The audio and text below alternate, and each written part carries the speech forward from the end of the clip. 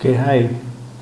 Untuk pelajar 4 sains, jadi hari ini kita akan masuk kepada subtopik 2.6, iaitu subtopik yang pendek lah, iaitu daya lah. Apa itu daya? Jadi kita terus kepada lecture. Okay.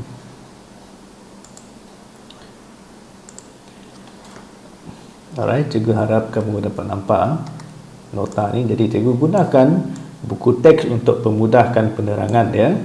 Okay, apa itu daya? Okay, 2.6 daya. Okay, jadi nanti apabila cikgu sudah terangkan, kamu cuma perlu lengkapkan modul kamu pada muka surat 43 sampailah 45 lah. Cikgu akan bagi arahan dalam Telegram nanti lah. Okay, so apa itu daya? So daya ni sebenarnya kita sudah belajar lah. Kamu sudah belajar di mendengar rendah. Okay, daya dalam sebelum kita masuk kepada takrifan dia, daya ni dia punya simbol dia adalah F. Okay, dalam English dia dipanggil sebagai force. Okay, kalau force unit dia ialah Newton. Kita force unit ialah Newton. Sebelum kita masuk dengan lebih mendalam berkenaan dengan daya. So apa itu daya? Okay, dalam subtopik ini kamu belajar sedikit sahaja berkenaan dengan daya, apa itu daya, dan kamu lebih fokus kepada formula dia lah. Okay, jadi apakah formula daya? Tetapi sebelum itu, apa itu daya? Okay, takrifan bagi daya kamu boleh tengok dalam modul kamu lah. Daya sebenarnya adalah dia ditakrif sebagai kadar perubahan momentum. Okay, so never mind the handwriting yang mungkin agak tidak berapa kemas lah. So daya merupakan kadar perubahan momentum. Okay, so daya biasanya diukur menggunakan unit Newton. Okay, dia biasanya diukur menggunakan unit Newton, dan alat yang digunakan untuk mengukur daya ni biasanya kita gunakan alat yang dipanggil sebagai neraca spring. Kalau neraca memang dia ukur dalam kuantiti Newton. Okay, jadi apakah formula bagi daya? Okay, tetapi sebelum itu, apakah kesan-kesan daya yang boleh kamu perhatikan? Okay, so daya ni banyak kesan dia. Yang pertama, dia boleh mengubah suai. Contohnya kalau ini gula-gula kan.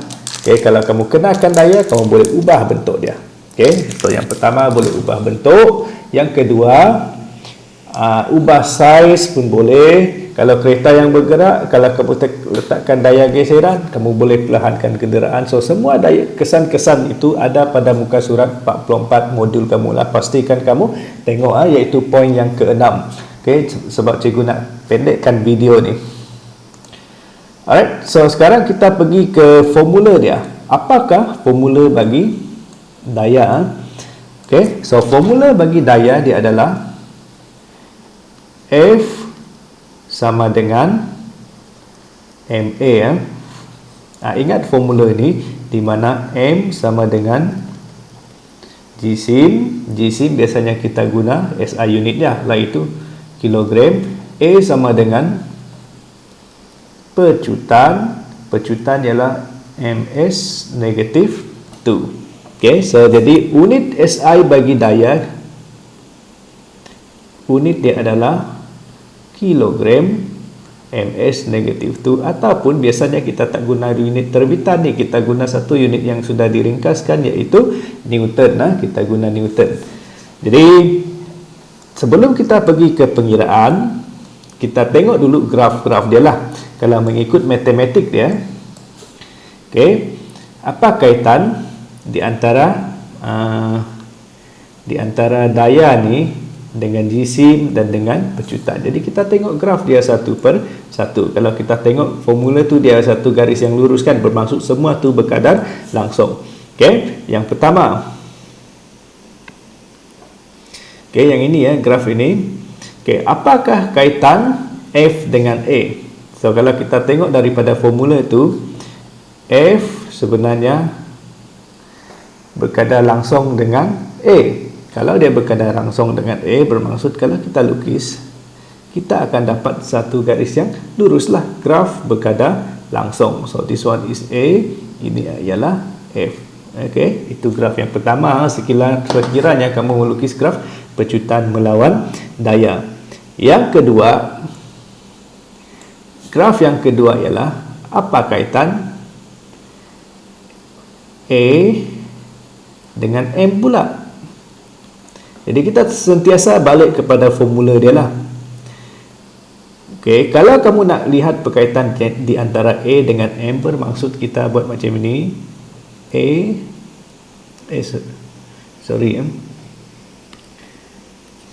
Kamu buat begini, tinggalkan A sama dengan F over M. Sebenarnya A ni dengan M ni adalah berkadar songsang, tetapi untuk dapatkan graf berkadar langsung, kamu boleh letakkan M di sebelah F. Kamu buat macam ni, 1 per M. Okey, jadi sekarang 1 per M dengan A ni, sekarang perkadaran dia adalah berkadar langsung. Jadi apabila kamu lukis graf dia, okey, apabila kita lukis graf, okey, untuk dapatkan graf berkadar langsung, pastikan sini ialah 1 per M. Jadi kamu akan dapat satu graf yang lurus. Kalau A dengan M tadi kan dia berkadar songsangan. Kalau dia berkadar songsang, dia macam ni lah. Kalau andai kata sini ialah M, ini ialah A, graf kamu akan berkadar songsang. Okay. Itu ialah bentuk-bentuk graf dia. Tetapi bentuk-bentuk graf kamu boleh ramal daripada formula dia. Okay, ingat formula dia, F sama dengan MA. Okay. Daripada situ kita ada belajar satu hukum Newton, iaitu hukum gerakan Newton yang kedua. Apa itu hukum gerakan Newton yang kedua? Okey, hukum gerakan Newton ada 3. Yang pertama berkenaan dengan inersia, yang kedua adalah berkenaan dengan daya nilah. Jadi hukum gerakan Newton mengatakan bahawa kadar perubahan momentum berkadar terus dengan daya dan bertindak pada arah tindakan daya. So ingat benda ni. Okey, kadar perubahan momentum berkadar terus dengan daya dan bertindak pada arah daya. Okey, selepas itu kita terus pergi ke pengiraan. Okey, F sama dengan MA. So kita cuba satu soalan dalam soalan yang ada dalam buku kamu tu. Okey, contoh pengiraan kita try. Okey, satu daya F bertindak pada satu jasad. Okey, jasad tersebut ialah 5 kilo F. Jika dia memecut daripada itu ialah halaju awal sehingga halaju akhir. So V sama dengan 8. Kamu tengok unit dia, kamu tahu itu merupakan halaju lah, ms negatif 1. U sama dengan 2. Jadi kita boleh kira A sama dengan V over U per T kan. Kamu kirakan 8 tolak 2 per berapa saat tadi? Dalam masa 2 saat. 6 bagi 2 ialah 3 ms negatif 2. Hence kita pergi ke pengiraan. Tentukan nilai F. Daripada situlah sudah kamu dapat A, ada M, bolehlah kita kira F dia. F sama dengan formula yang kita belajar hari ini. Masukkan M tadi berapa? Okey, 5. A ialah 3. 5, 3, 15. Okey, 15 Newton. Okey. The second one. Cikgu cuma guna soalan satu. Lepas tu soalan yang lain nanti kamu cuba dalam buku modul tu. Kita mungkin perlu adakan Google Meet lah, mungkin hari Jumaat lah. Okey. Jadi F sama dengan 10. Tentukan sesaran. Okey, dia nak minta sesaran selepas T sama dengan 6 saat selepas jasad itu mula bergerak daripada keadaan rehat. Okey, keadaan rehat U dia adalah kosong. Selepas okey. So, apa yang kamu perlu buat dulu? Kamu kira dulu berapakah pecutan dia. F sama dengan MA. F tadi berapa? 10 kan. M masih samalah sebab jasad dia masih merujuk kepada jasad yang sama. Jadi kita tahu, okey, 10 bagi 5 ialah 2 lah. 2 ms negatif 2. So now you have, kamu ada